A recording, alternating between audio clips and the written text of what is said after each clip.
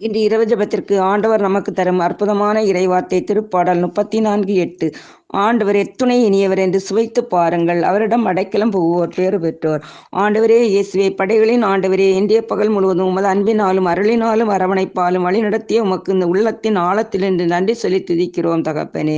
எங்கள் அருமை இரட்சகரே, நீர் பெரியவர், வல்லவர், அசைக்க முடியாத நம்பிக்கையோடு இருக்கின்றோம் அப்பா. இன்றைய நாளில் எங்களுடைய பணிகளிலும் குடும்ப பொறுப்புகளிலும் நீர் எங்களோடு இருந்து தெளிவான அறிவையும் ஆலோசனைகளையும் தந்து வளமையான வாழ்வை காணச் செய்திய நன்றி அப்பா.